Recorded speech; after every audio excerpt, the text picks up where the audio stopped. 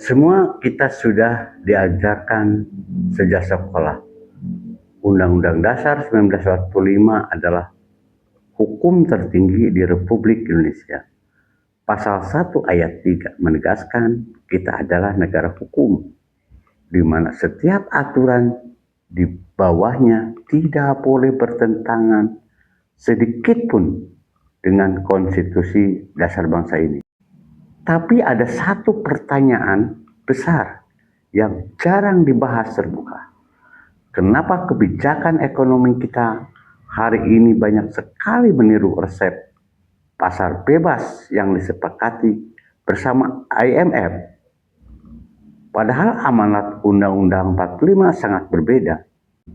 Mari kita ingat kembali apa yang tertulis jelas di sana. Pertama, pasal 23, segala keuangan negara ditetapkan dengan undang-undang, dikelola secara terbuka, dan diawasi oleh rakyat untuk sebesar-besarnya kemakmuran bersama. Kedua, pasal 33, perekonomian disusun sebagai usaha bersama, berdasarkan asas kekeluargaan. Cabang produksi penting yang menguasai hajat hidup orang banyak wajib dikuasai negara. Bukan diserahkan semata pada mekanisme pasar. Namun kenyataannya ada sejumlah undang-undang yang dinilai banyak ahli dan masyarakat sipil menyimpang dari amanat tersebut. Terkait pasal 23, Undang-Undang Nomor 17 Tahun 2003 tentang Keuangan Negara dianggap membatasi kewenangan DPR dalam mengontrol anggaran dan memperluas ruang utang luar negeri. Undang-Undang Nomor 2 Tahun 2020 memperpanjang kelonggaran batas defisit anggaran yang mengubah prinsip keseimbangan fiskal negara.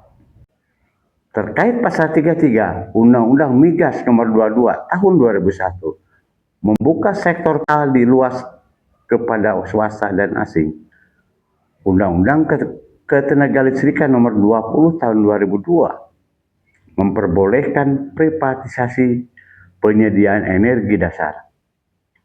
Undang-Undang Sumber Daya Alam Air Nomor 7 Tahun 2004 mengizinkan pengelolaan air oleh korporasi. Undang-Undang Cipta Kerja Nomor 11 Tahun 2020 dianggap melemahkan perlindungan pekerja dan hak masyarakat atas sumber daya alam. Lalu kenapa hal ini bisa terjadi? Satu sisi ada yang berpendapat ini adalah konsekuensi agar Indonesia dipercaya dunia internasional, bisa mendapatkan akses pembiayaan dan bisa ikut berdagang secara global. Tapi di sisi lain muncul pertanyaan mendasar. Sampai batas mana itu boleh menyesuaikan diri sampai menggeser amanat dasar bangsanya sendiri? Bukankah perjanjian internasional tidak boleh melampaui konstitusi negara? Perlu diketahui juga, beberapa posisi dari undang-undang di atas pernah digugat ke Mahkamah Konstitusi.